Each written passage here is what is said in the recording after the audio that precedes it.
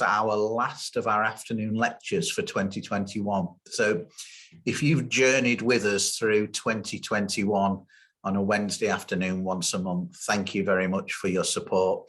The staff team that you can see at dependent upon whichever window it is. Oh, they're even waving. Oh, look at that. That's amazing. We have a guest there. We have Charles Gardner with us down there as well. So it's pleased to welcome Charles. But more importantly, our speaker today is Bruce Thompson. We're thankful for the Reverend Bruce Thompson to being with us. He's been sharing our sense of humour already. Some of you will know Bruce. He came to the Shofar event that happened over at Thurgerton. I think that was where you first encountered some of these people before, I think, Bruce. They recommended you to us. So there you go. Your words have gone before you. Bruce is linked to the British Methodist as a minister and currently chair of Lincolnshire Methodist District. And he's also on the website, at least, for Methodist Friends of Judaism. So obviously has connections there. And it's great that CMJ can extend a welcome to Bruce today. Bruce writes many blogs, and if you want to follow Bruce in his blogging world, I'm sure he'll be sharing details. He's also an author, and at the end of this session, I'll do a book slot and share one of Bruce's books that even CMJ is selling. So Bruce might even have others that he mentions during his speech, his talk to us today. We're going to open in prayer, hand over to Bruce, and let Bruce talk to us for about 45 minutes, and then do Q&A at the end. And hopefully the audience will have grown even more today. So let's open in prayer and give our thanks for Bruce being with us. Let's pray.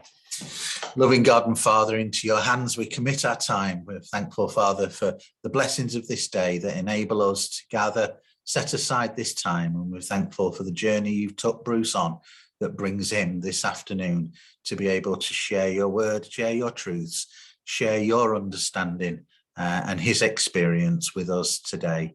Father, just bless each one that's taken the time to be with us, and may it be, our Father, as we bring our thoughts together, we will say it's been good to have fellowship together. So, Father, we just commit ourselves to you in our Saviour's name. Amen. Over to you, Bruce.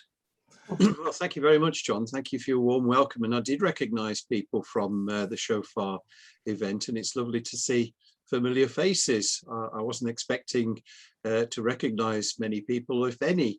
So it's lovely to see one or two of you I met on that occasion then. I'm sure you'll have forgotten me. So, I mean, technically, I could say exactly what I said on that occasion and no one would notice. But firstly, let me just say, if I'm looking a bit sort of solidified, it's because I've just broken a tooth off and I've been to the dentist, and the root has got to be taken out, so it's a bit sort of swollen up. So I'm just a little bit sort of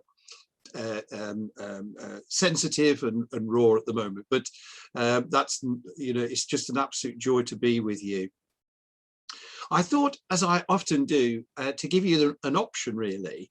John mentioned a lecture, and if you have been having lectures, I'll be more than happy to do a presentation on anti-Judaism in the Christian church from its very beginnings up until, well, as far as we can get in 45 minutes. I can do a very quick recap of 2,000 years in 45 minutes. That's one option. So we're a democratic body, so you might want to consider voting for that. Or if you wanted a kind of more relaxed, interactive event, not that I'm swaying towards one or the other, I could talk about why I'm a friend of Israel and why I find Judaism so important in my understanding of Christianity. And that would be more biographical, more kind of whatever, but whichever you feel is the most appropriate for you. John, I don't know what you've had over the last few months, or if there was some expectation of me to do one or the other. For me, Bruce, I'd go with the last one. Does anybody want to disagree with me? Oh, Alison agrees with me. I've got one thumbs up. Any other thumbs up? Yes. I think, yeah. Okay, it sounds like a more kind of a biographical conversation, spiritual journey into my to recount my sort of not just fondness, but deep love and affection and respect for Israel and the people of the Jewish communities. It all began when in 1972, actually. Now, I know you're all going to say you couldn't possibly have been born in 1972, but I was 12 years of age, and it was the Munich Olympics. Now, I had been looking forward to the Munich Olympics for some weeks.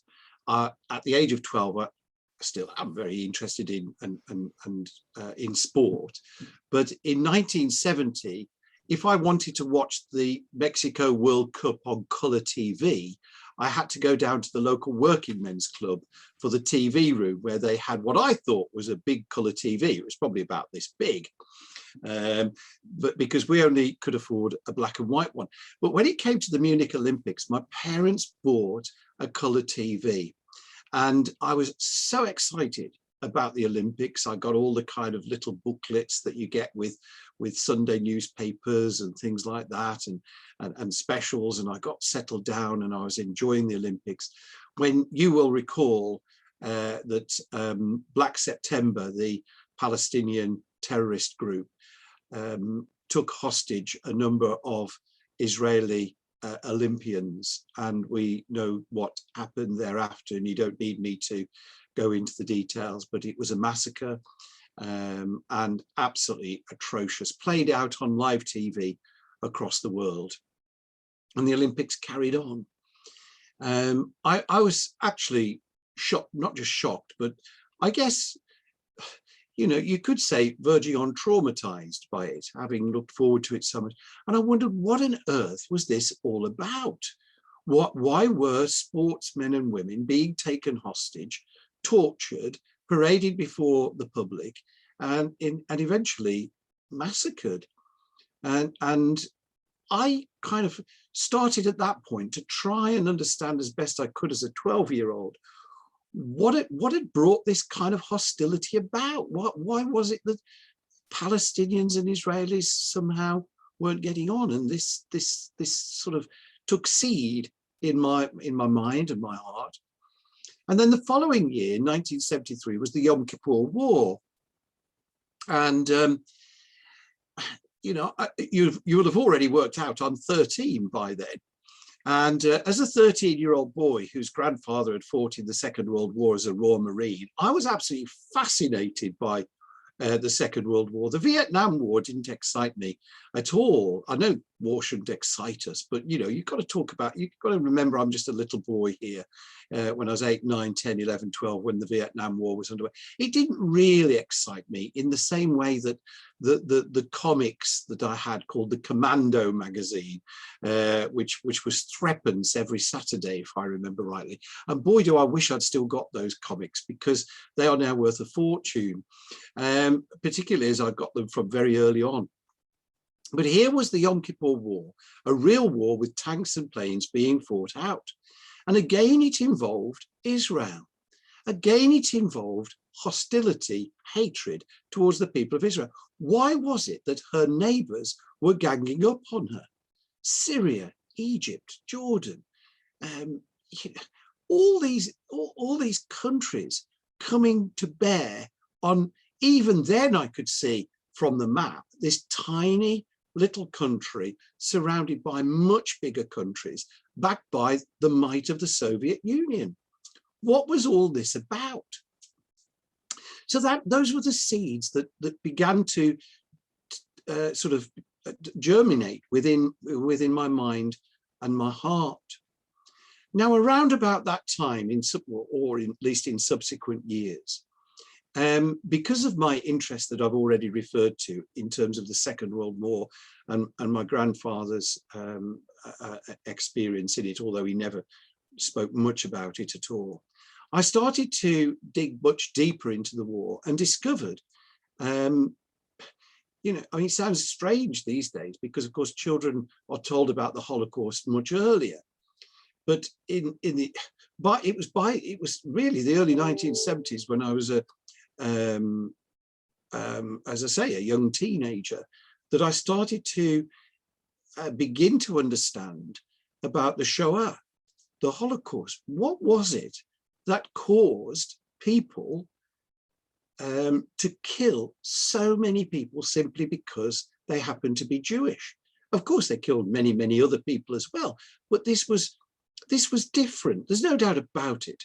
And even now, 50 years on, the Holocaust was different. There've been subsequent genocides. There were genocides before, but it became clear to me even then that this was different because it was so industrialized. And I realized that came to realize that even when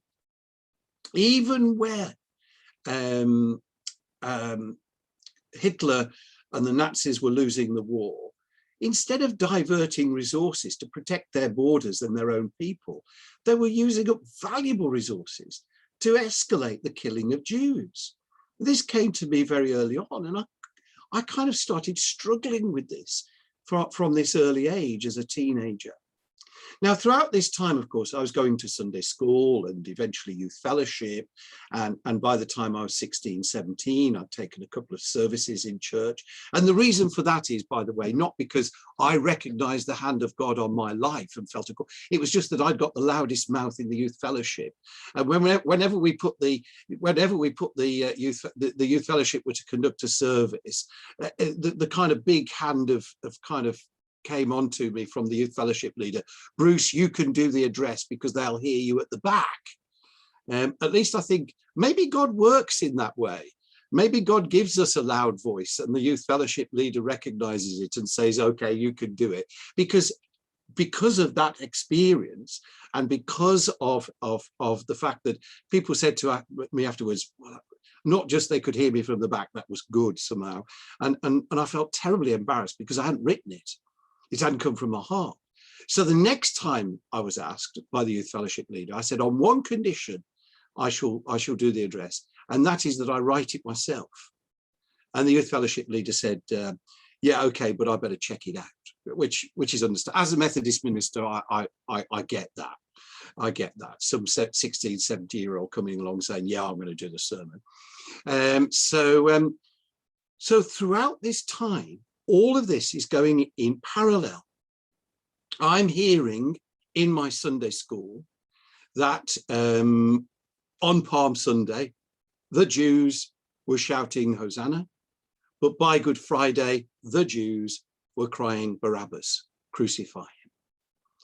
And so I have that experience of being fed slowly but surely a kind of subconscious, unintentional anti-Semitism, anti-Jewish. The Pharisees and the Sadducees are the bad guys and they happen to be Jews. And the disciples are okay because they happen to be Christians. Well, of course, it's much later on that I realize that they're Jews. The disciples were Jews.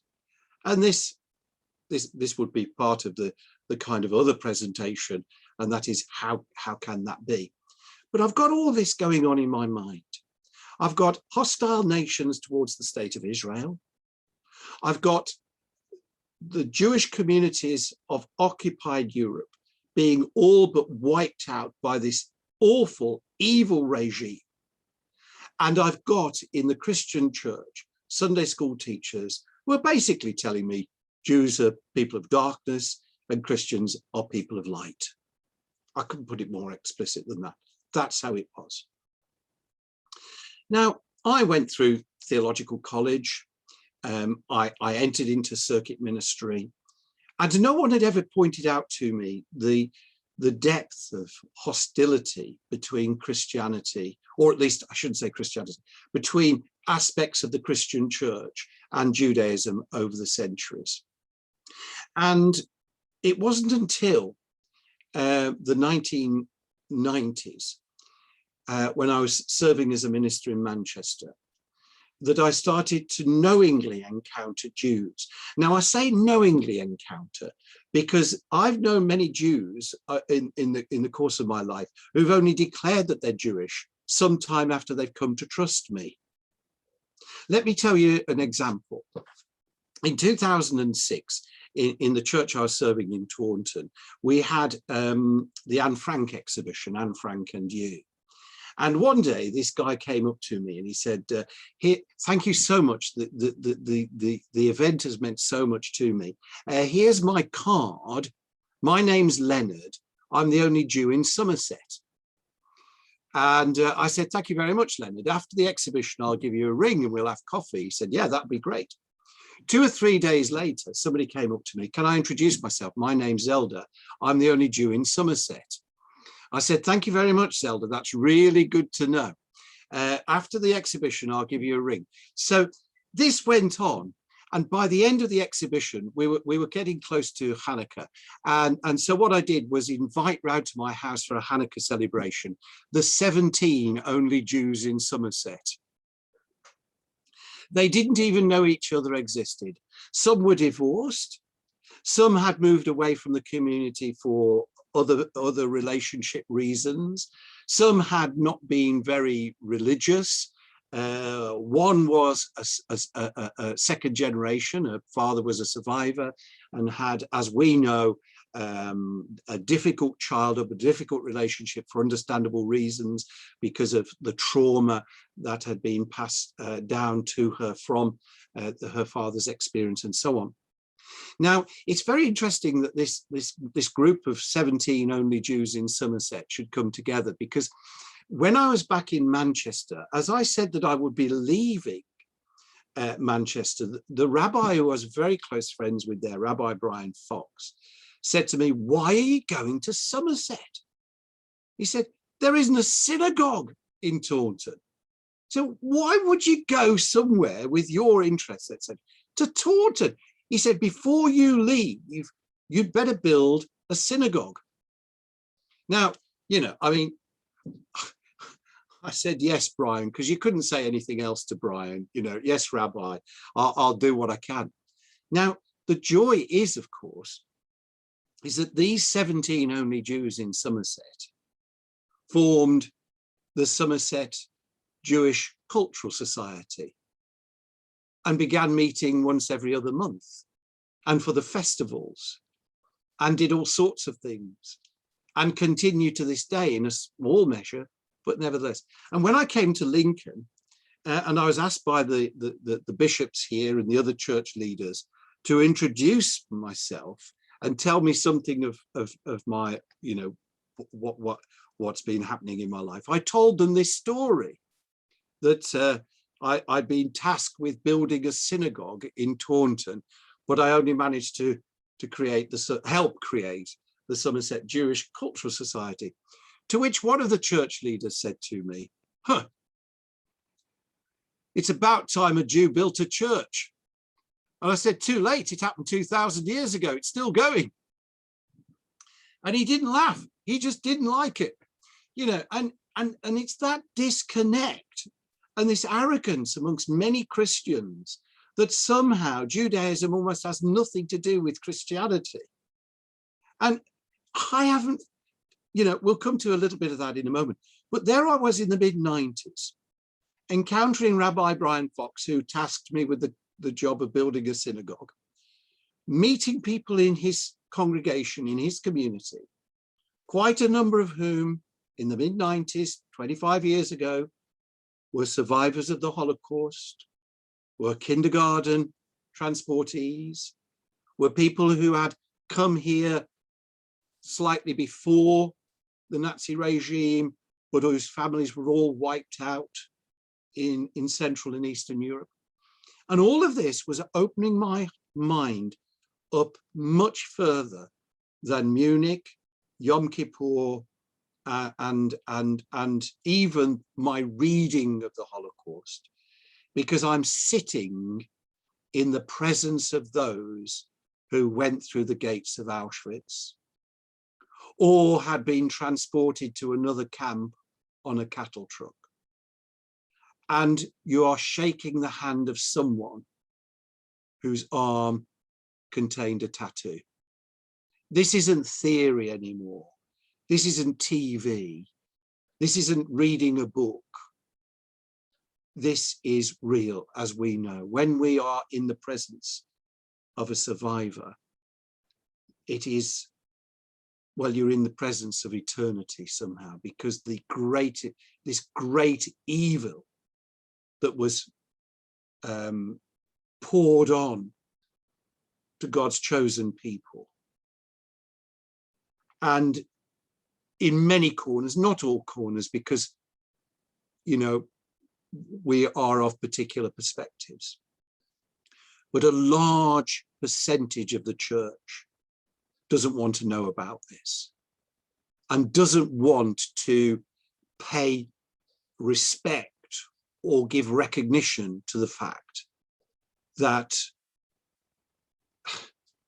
Judaism is our foundation in Jesus Christ. My rabbi friend once said to me, if Jesus was to come back tomorrow, where would he be on the weekend? Synagogue on Shabbat or church on Sunday? Well, according to the rabbi, he said he'd find more familiar resonances in the synagogue than he would in church on a Sunday, in most cases. And I thought that was an interesting thought. Incidentally, one of those characters I met who was a Holocaust survivor was a man called Jan. And in the synagogue one day, Rabbi Fox said, we all know that the Messiah's yet to come. The Christians might believe the Messiah's come, but we as Jews don't believe he's come. He's going to come another day. We're still waiting. And Jan, Orthodox Jew in a Reform synagogue, stands up, puts his hand on the back of a chair and goes, Rabbi, I'm surprised at you. Well, this is the middle of the rabbi's sermon stroke address. And he said, Jan, what's the matter? He said, I'm surprised at you. Have you not read the psalm? And the rabbi said, which psalm, Jan? Today, if only you would hear his voice. And Jan was immersed in Hasidic Judaism. And there is the Hasidic tale of a man going to his rabbi and asking him, when will the Messiah come? And the rabbi in the Hasidic tale says, he's already here. He's already here, Rabbi? Yes, he said, you'll find him in Rome. So the guy from, I don't know where it was in Central Europe, treks all the way across Europe to Rome, treks all the way back and says, well, did you find him? No, Rabbi, I can't say that I did. He said, when you got to Rome, was there a beggar at the gates crying for help? And the man said, yes. He said, there you are. Today, if only you would hear his voice. So here I am being exposed to a community that is much more than I'd ever been led to believe. A community that was alive, fresh, offering insights into the presence of God in the here and now. There is, whilst I'm talking, about a little story about the Messiah.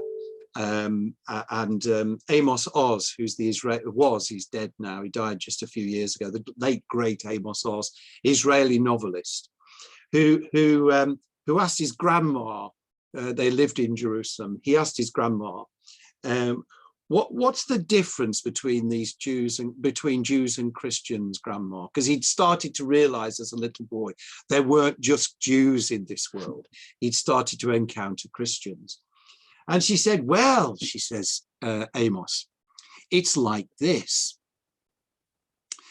The Christians believe that Jesus the Messiah has already come and he's going to come again, whereas we believe he hasn't been yet, but he's going to come at some point. So why don't we, Amos, just wait and see? Because he's going to come at some point. Now, she says, if the Messiah says to us, let me introduce myself, but if he says, nice to see you again, what can we do?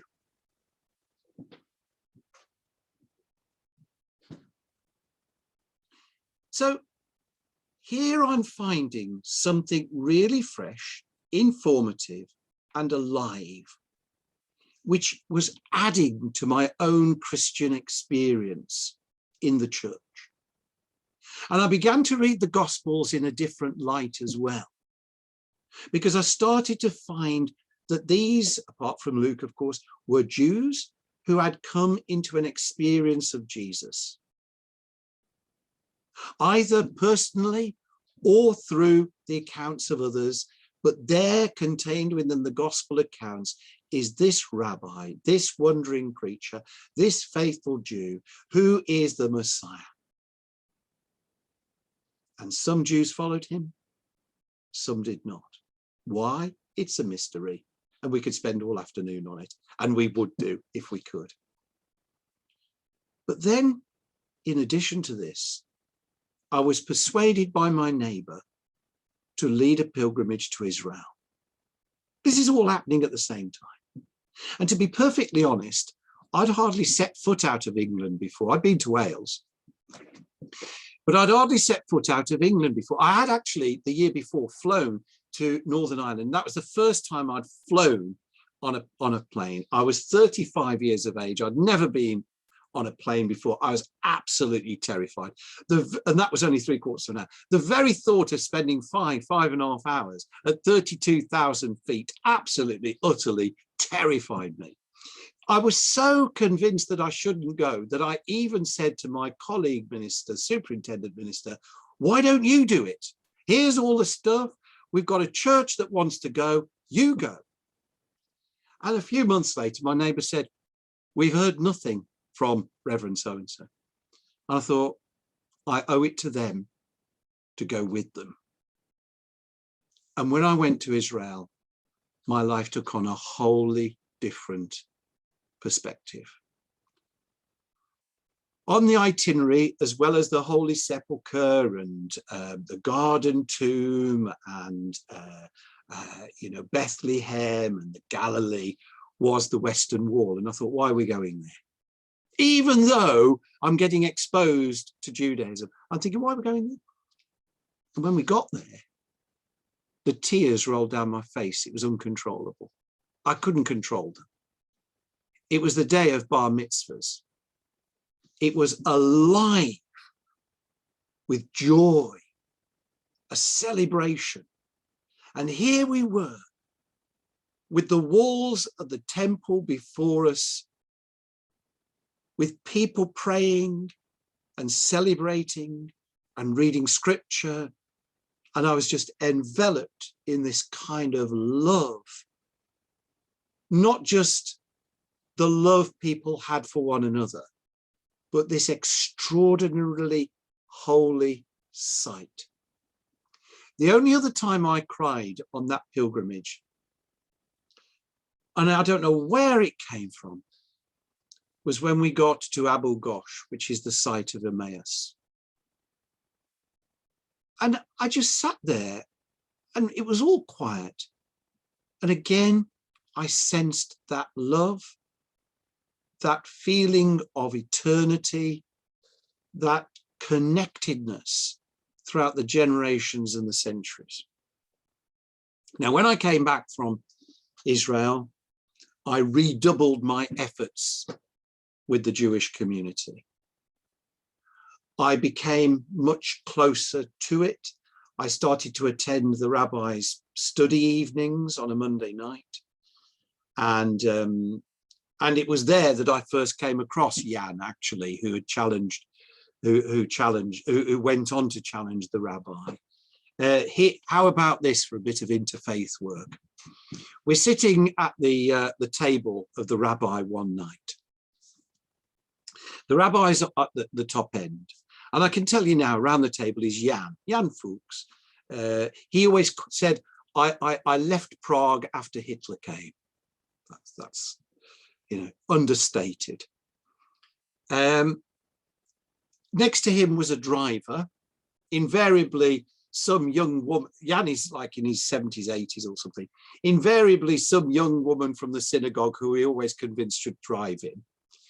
And then down the bottom of the table was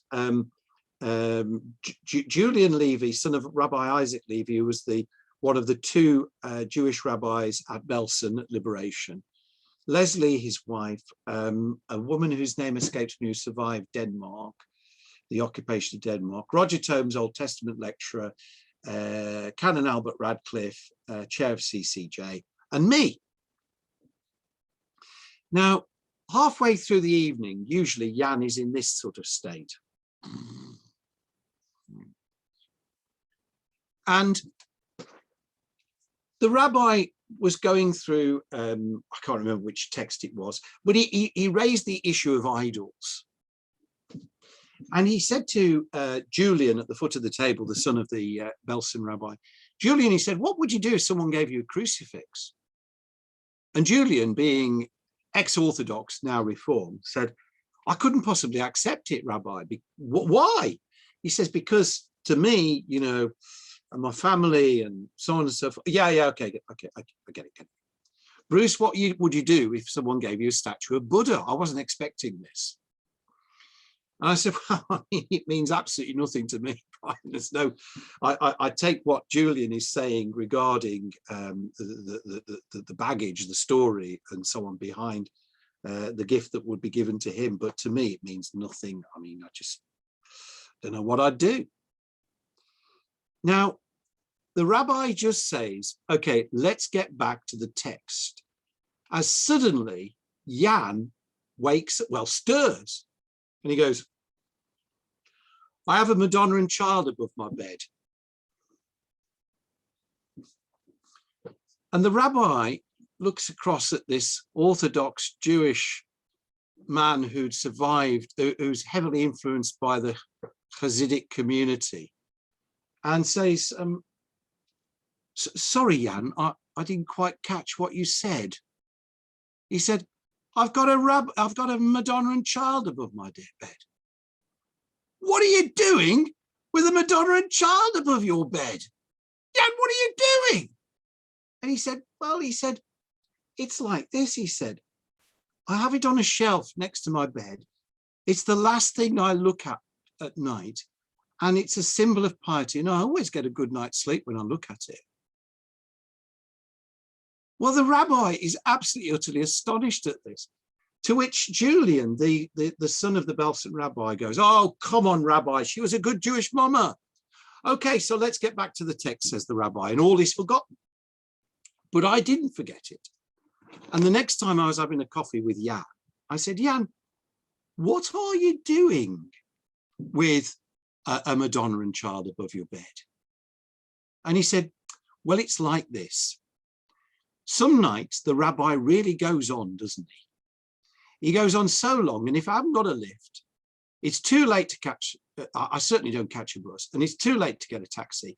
And next door but one to the rabbi's house is a little community of 3 Catholic sisters. So I walk down the road, knock on the door, they let me in, and I sleep in their spare bedroom. And one morning, they gave me a Madonna and child. So what am I to do? He says, the rabbi, he'd never understand.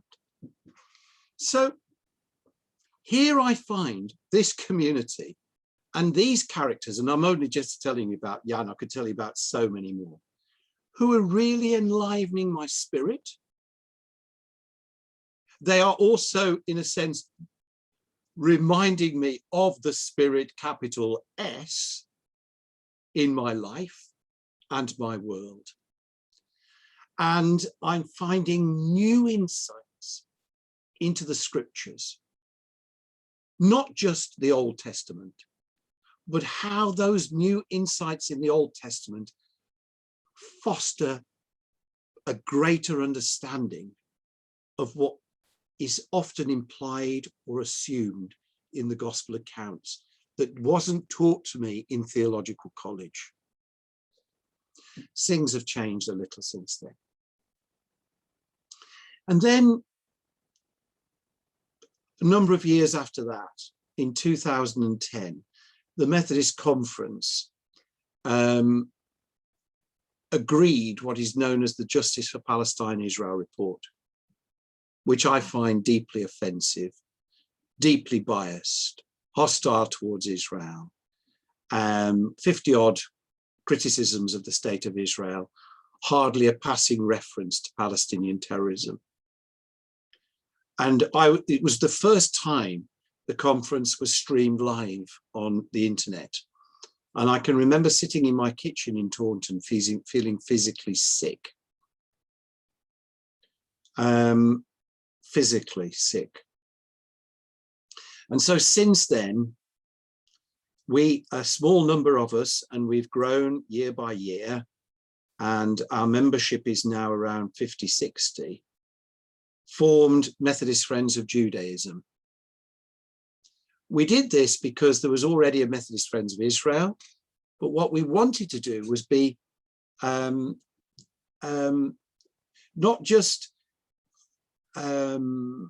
focused on being friends with Israel, which we are, but we wanted to bridge this gap of misunderstanding that had arisen between our two communities. And there are three aims of Methodist Friends of Judaism. One is to celebrate Judaism, what its contribution, what it's brought to the world and to Christianity over the centuries. Secondly, to recognize that in many aspects of the Christian church, there has been hostility towards members of the Jewish communities. And then thirdly, to challenge anti-Semitism in whatever its guise. You will know that we've not been bored these last 11 years. Because in these last 11 years, anti-Semitism has increased, it's deepened, attacks have increased in number, and whilst there has been some progress made, there have been occasions when we've taken not 2 steps forward, but 1 step forward and 2 back. But thankfully, there have been occasions when we've taken not just a step back, but 2 steps forward.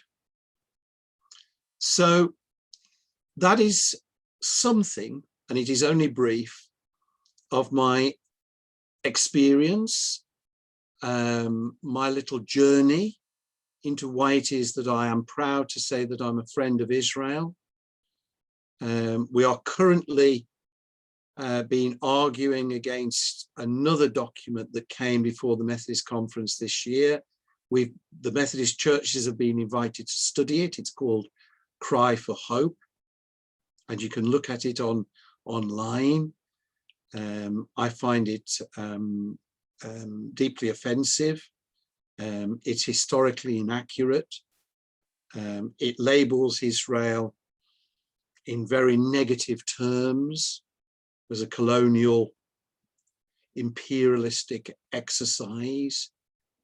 It purports to have been written by Palestinians, and I've no doubt some Palestinians were involved, but I don't think it speaks for the whole Palestinian community by any shape or form. That's our ongoing challenge at the moment, with letters in the Methodist Recorder and challenges elsewhere. We have been invited to study this material, and that's what we're doing.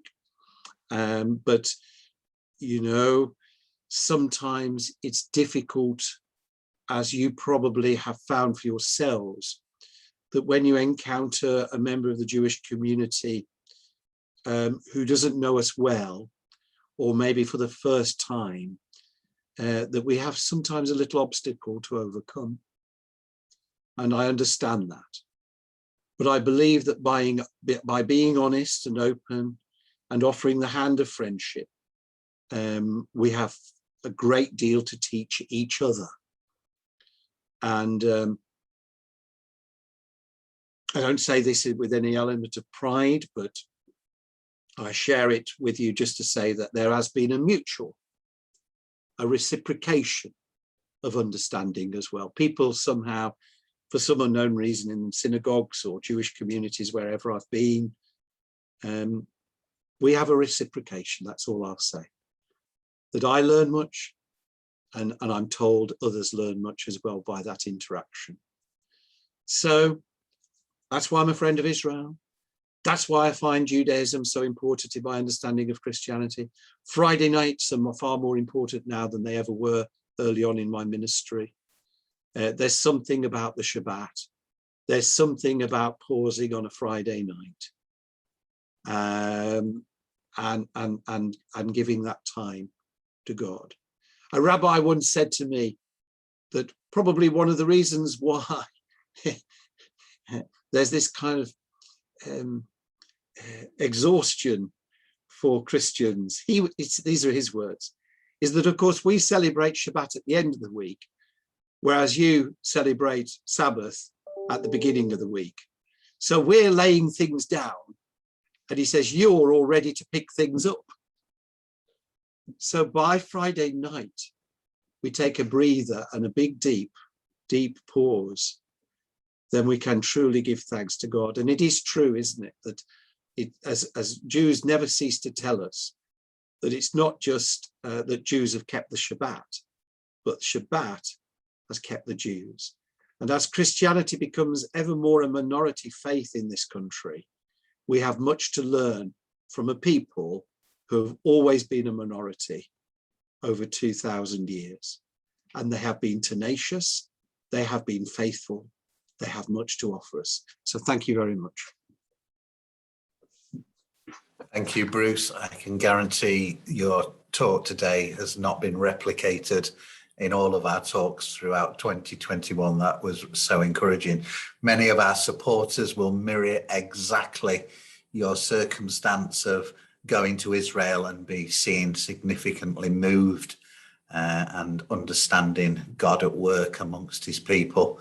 And it's just great to hear those words being spoken out again for us all today. Whilst our congregation are pondering then first question, I'll get in ahead of the pack, if I may, Bruce, and just say it's interesting to hear that you're in Lincoln, of all places, because Lincoln's history with Jewish people is a little bit checkered. Have you come across any encounters relating to Jewish history in Lincoln? Yeah, if anybody wants a tour of Jewish Lincoln, they're welcome to get in touch with me. I'm happy to walk around for a couple of hours, take you through the cathedral and the Jewish quarter. Absolutely. It's in fact, I led the National Holocaust Center staff day here. They decided to hold it in Lincoln so that we could do exactly that, John. Wow. It's a very interesting story. I seem to relate it to a little boy in a fire being the main starting point. Fire, no, he was found down a well. It's little Hugh, and he's one of the blood libel victims. You know, the blood libel where Jews were, this awful lie that Jews sacrificed little Christian children, sometimes crucified them in a kind of reenactment of the crucifixion of Jesus, and then drink the child's blood at Passover and so on, which is absolutely awful. This little boy went missing. He was found dead down a well near the Jewish, probably in the Jewish quarter at the time. In the early weeks, there was nothing to suggest that the Christian community, the church community, the city were going to respond. It was only when it's Lackington, isn't it? Lackington came along, who was the brother of the bishop, and Lackington was the treasurer for the king, and the king needed to raise money, basically, that he decided that this must be a blood libel. The Jews were responsible. So basically 18 were hanged, drawn and quartered or something at the tower. The boy's body was taken into the cathedral. It's still there. It's probably the only place in the whole of Europe, as far as I know, where a blood libel, the body of a blood libel victim is still present. Every cathedral wanted a blood libel victim because it brought in money for the pilgrims, because they would pray to him and so on and so forth. They dug the body up actually in the 18th century and found not a mark on him.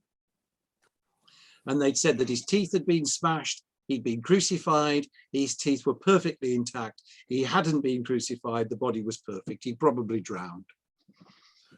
Well, if anybody wants to follow that up with Bruce, please let us know and we'll make the connections. Sounds like we could have a staff day out in Lincoln, I think, for and to be entertained, educated and well informed by Bruce. It's giving you time to ponder your questions. If you want to ask a question of Bruce, please unmute yourself and go ahead for it. Alison, you're looking eager. Is that you in first in? Yeah, I will do. I've got a couple of questions, but my first one really, have you ever been tempted to leave the Methodist Union over all of this? What's encouraged you to stay in place? Because, well, first and foremost, I owe a very great deal to the Methodist Church. It became my family when I did not have so much of a family. It's a long story. I won't tell you the details now, Alison, but I was taken along. Well, I'll tell you very, very quickly. My father died before I was born. My mother was 2 months pregnant. And my grandmother died. She was the one who was raising me until I was 4. She died. My mum remarried. I wanted a baby brother or sister. My mother said, you can't have one, they're too expensive. So I saved up a load of money, which was probably about 7 shillings and 6pence, in my little huge box, which was a little tiny Clark's shoe box these days, but to me it was massive. And one day, without telling anybody, I walked up to the corner shop, left the house, walked up the gully, as we call it in the Midlands, the Ginnell in the north, and went to the corner shop. A little old lady opened, I can even remember now, 4 years of age, I can still picture her because I played it over in my mind time again. She said, can I help you? I said, yeah, I want to buy a baby brother. She said, I haven't got any in stock, she said, but the man with the van's coming on Friday and I'll see if he's got any in the van. She said, how did you get here? I said, I walked. She said, do your mum and dad know you? My stepdad. I said, no. She said, I'll take you down back home. So she walked me back. She said to my mum, she said, does he go to church? She says, no. She said, can I take him on a Sunday? So she did. And her name, and she took me all the while. We went together until we walked all the time until I was 18 years of age. When her legs stopped working, I'd passed my test. So I took her for the next 6 years until I went into theological college and she went into a nursing home. So she saw me through to theological college. And I'll tell you what her name was, Clara Angel. Can you believe that? That's a true story. So in memory of Clara Angel and the people who became my family, I won't desert the Methodist Church, because I think somebody needs to stand up for the Jewish community and Israel in the church, whatever the cost, and it's costly. Thank you. You said there were 2 questions, Alison. What's the other one? Yeah, I can't. You've blown my mind now, and I can't really remember what the other one was for the minute. I'll see if it comes back. It's not very often anybody gets one over Alison, Bruce. Well done. That's excellent. That is. Anyway, next question. Frankie, you're looking eager. Is that you leaning forward to ask one?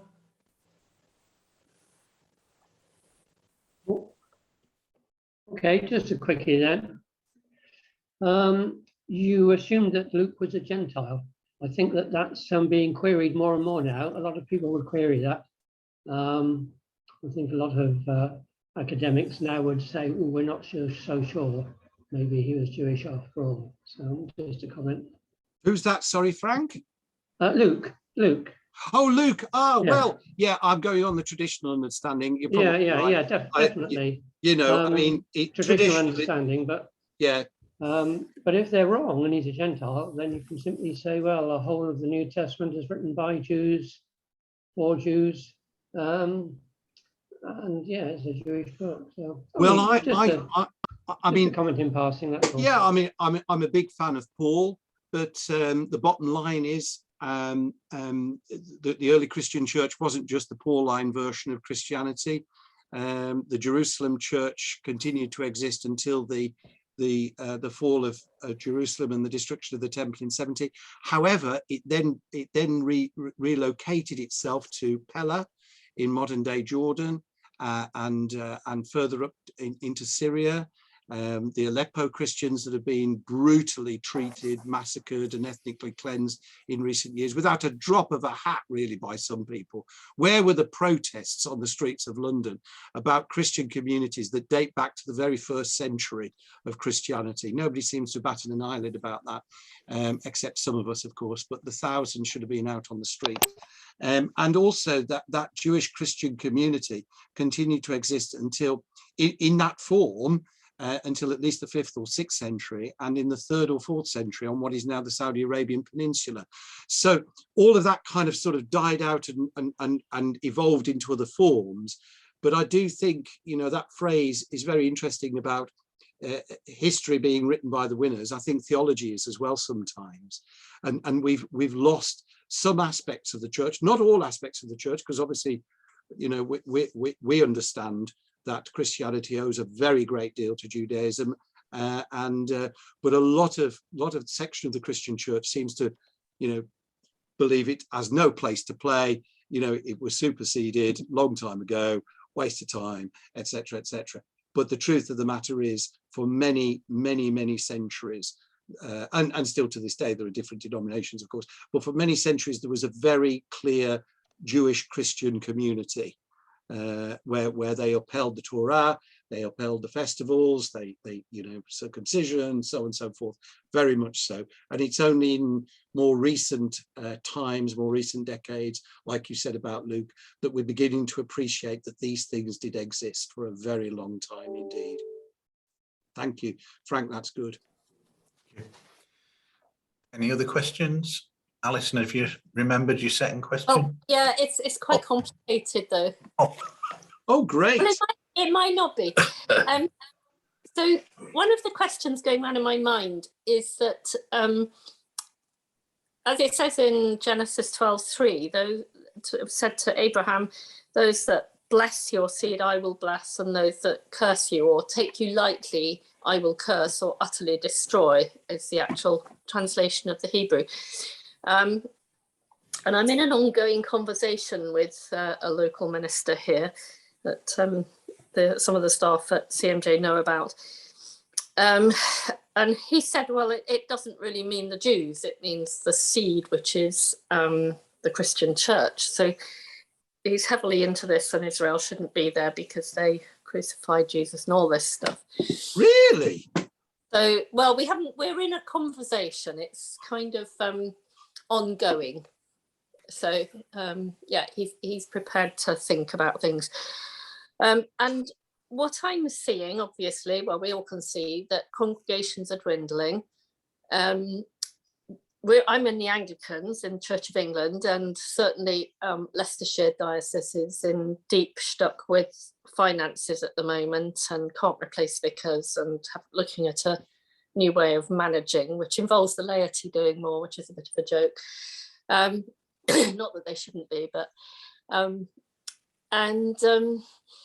just wonder what your view is on that, because what I'm sort of seeing is that you being still in the Methodist Church, and of those like you, the 60 or 70 Christian Friends of Judaism, and maybe some of the Friends of Israel, I don't know, are part of the reason why it's still there and hasn't completely kind of been swallowed up in dwindling congregations and no finances. So how do you see that? And is that something you have that discussion with people, or have you challenged anybody within the Methodist Church about that sort of aspect, that yeah, about their destruction? About their own destruction. In terms of saying that, well, there was a Methodist minister by the name of Franklin Littell, an American minister, and I've quoted him several times in the hearing of many church leaders, my colleagues and others, and the conference. Franklin Littell was a seminarian, a theological student in the 1930s.